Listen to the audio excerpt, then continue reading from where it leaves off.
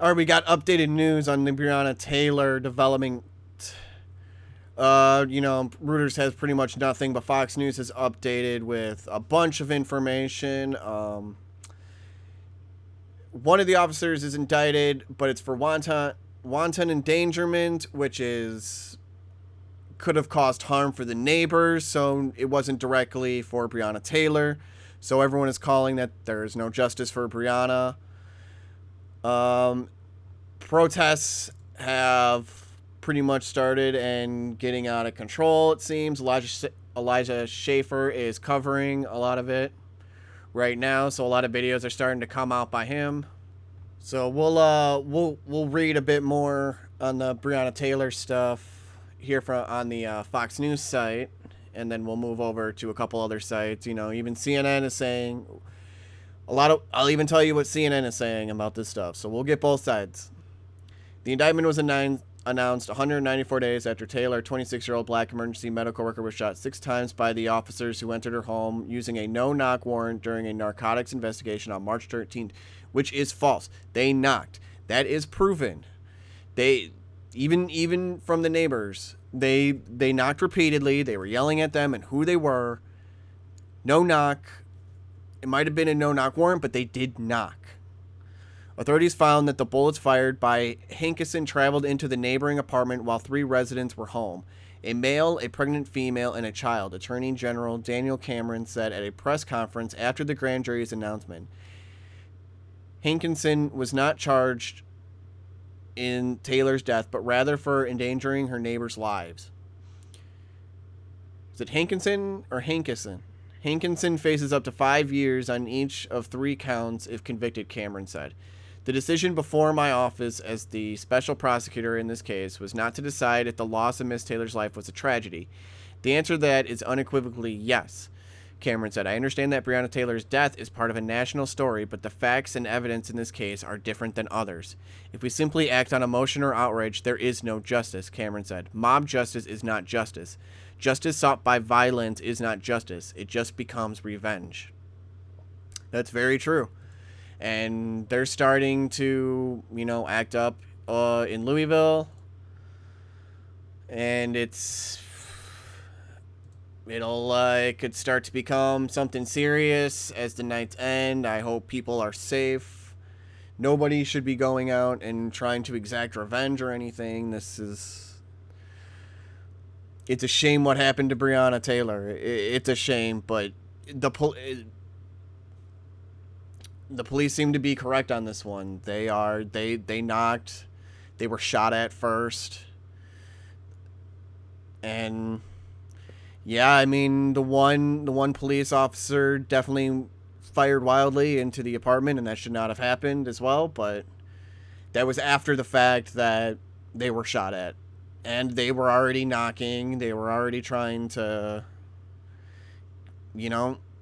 tell them. They were trying to tell them that who they were and what they were trying to do there. If they had complied, this wouldn't have happened. They would have been like, oh, we have the wrong address. They wouldn't have found any drugs or anything, and Breonna Taylor's life would have still been here. We've also got from the Courier Journal. Comes out with probably a little bit more not evidence, but facts. Says if Brett Hankinson's behavior was wanton endangerment to people in neighboring apartments, then it should have been wanton endangerment in Breonna Taylor's apartment too. Attorney Ben Crump wrote on Twitter, in fact, it should have been ruled wanton murder. A wanton endangerment charge is a Class D felony and carries a penalty of 1 to 5 years in prison. The charges read by Judge Annie O'Connell on Wednesday said that Hankison wantonly shot a gun into adjoining apartment 3. The occupants of the apartment were identified by initials. None of the victims identified in the indictment was BT, Breonna Taylor. That means the grand jury did not find that Hankison wantonly fired into Taylor's apartment the night she died, or that any of the officers are criminally liable in her death. Judge set a $15,000 cash bond for Hank. God, guys, no one can get this guy's name right. Hankison, a warrant has been issued for his arrest. In May, Taylor's neighbor, Chessie Napper, filed a lawsuit against the LMPD officers claiming that the officers' shots were blindly fired and nearly struck a man inside. Napper was pregnant.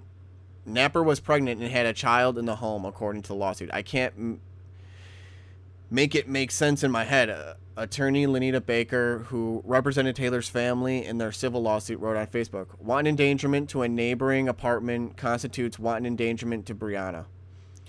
Sam Aguirre, Baker's co-counsel, also expressed dismay at the decision, writing on Facebook, "Way to really rub it in," and apologizing to Taylor's family members.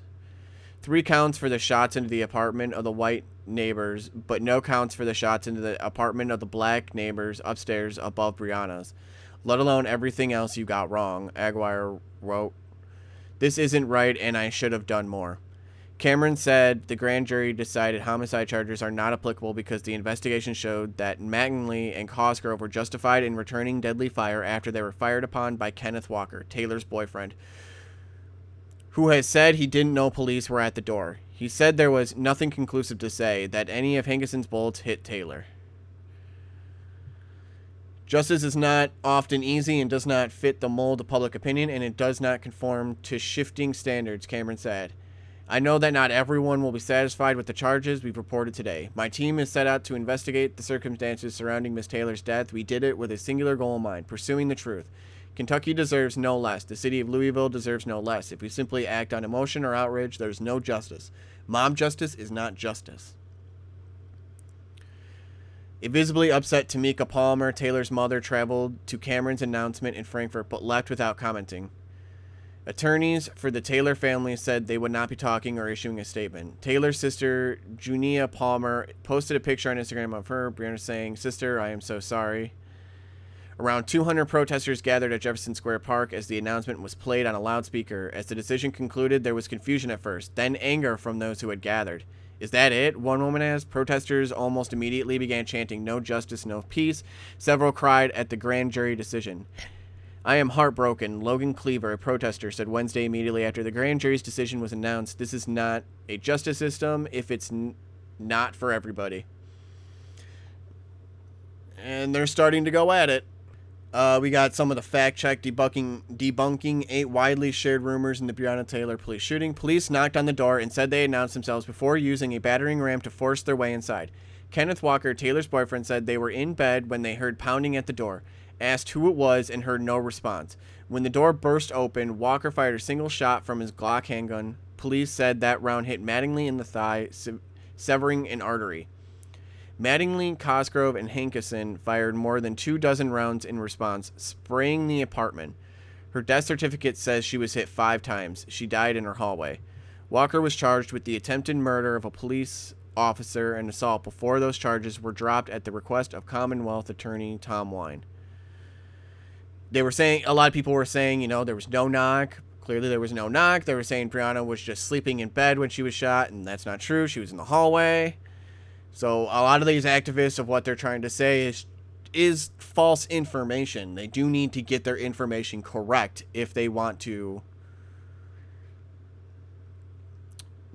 be applicable. Mattingly and Cosgrove have been on administrative reassignment since the shooting. Higginson was fired for firing indiscriminately into Taylor's apartment. Wounded officer in Breonna's case, email cops. "I'm proof they do not care about you. I can no longer remain silent." Breonna Taylor's boyfriend sues, claims police misconduct.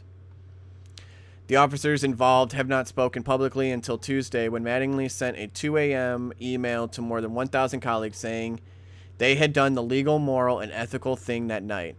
Walker has since filed a lawsuit against the department, arguing he is a victim of police misconduct and seeking immunity from prosecution, and his attorney, Steve Romines, has questioned whether Mattingly was accidentally shot by fellow officers in the mayhem. The FBI is also investigating Taylor's death for possible civil rights violation by the officers. So, it's just quite a lot. We also, because last week Fisher announced the city agreed to a $12 million settlement with Breonna Taylor's family. That includes more than a dozen police reforms. So, reforms are happening. Rand Paul even got through with the no-knock bans. The no-knock warrants are just, they can't do that anymore. So, even in this case, they were still knocking. And neighbors witnessed it.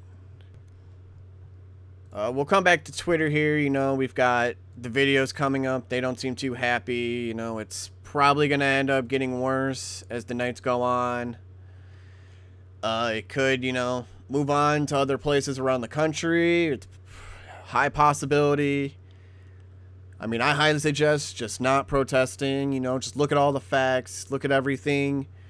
Obviously we can have a discussion about police reform and all that, and just have a discussion about why this is wrong, because obviously there are problems, and it's sad that Breonna Taylor lost her life. But you can't do it by rioting, you can't do it by destroying. It's got to be civil discourse. Even CNN's, covering on it, they're a bit biased, but they still at least tried to cover some of the facts. They did cover, that it was they did knock, that it was a bunch of other stuff. It's a shame, but it's stuff that happens, and it obviously needs to be discussed, not by destroying everything. That's all I got to say. This is the update on the Breonna Taylor case. We'll probably come back tomorrow with, probably what happened throughout the night. If any protests or rioting happened, we'll kind of see what destruction, if at all. We'll be back tomorrow with this. On this case, we'll see you later.